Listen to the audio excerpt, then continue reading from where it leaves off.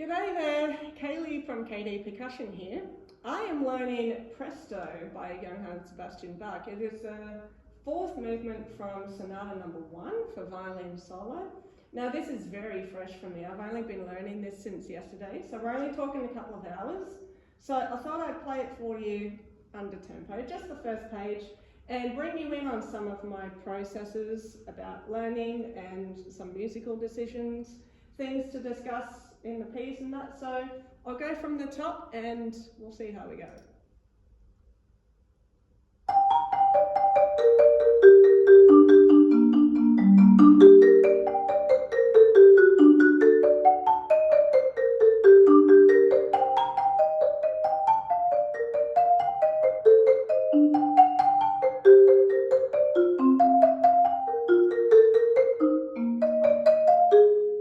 Oh, you almost had it. Okay.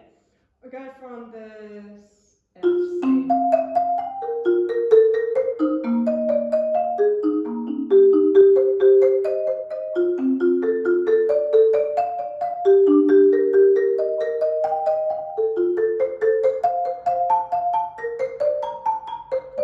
Whoa, lost it. Okay.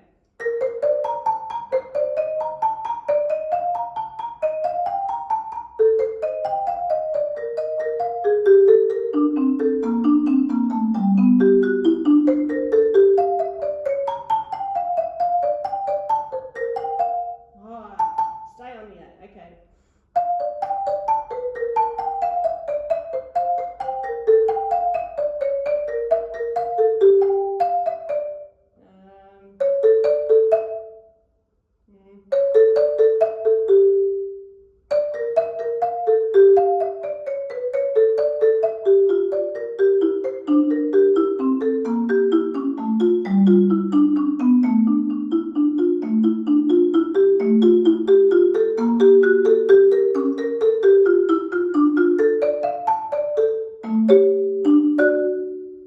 Okay, I'm thinking that was pretty good.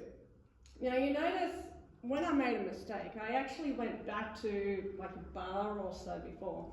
It's actually more helpful going back just a bar or two than it is to go back to the beginning of a section, I think, or the beginning even, just because it actually allows you to learn the piece inside out. So if you happen to make a mistake in the performance, you're much more able to recover quickly, and that's always a nice bit of nice security blanket to have when you're going into performance, especially with Bach. Now the last two chords are interesting because we've got 3 notes, and because this was originally written for violin, they have to play this low A separately on its own string and then go to G and C sharp on 2 other strings. They can't play 3 strings at once, so they're going to sound something like that. Now you can also play it like separated if you go,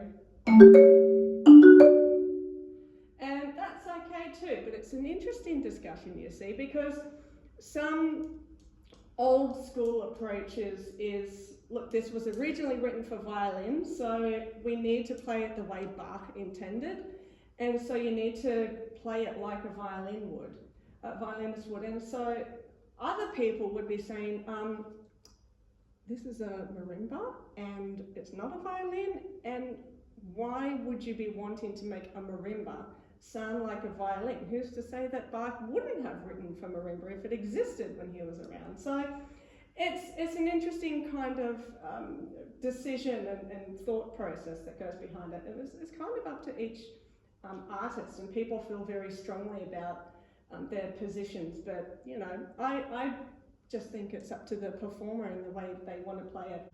One other really interesting thing I wanted to talk about was Bach's ideas, that they just kind of flow from one to the other continuously without a break. And so it's this really cool tag team, but also kind of tricky to do, because one passage might have a sequence of notes that are grouped together in like 5 or 6 at once.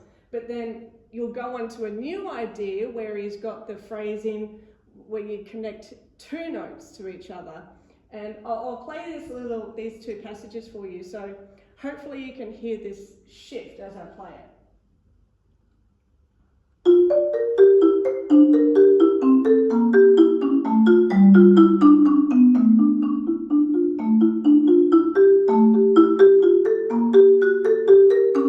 Yeah, almost lost it.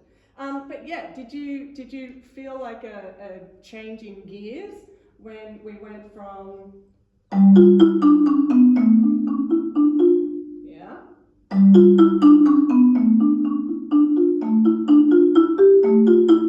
And you'd want to build there as well to go to the end. But I just find that really cool, but also something that's worth implementing as soon as possible. So yeah, I hope you got something out of that, and I'm going to keep on working on this and keep you updated as my progress goes. So I'll talk to you later.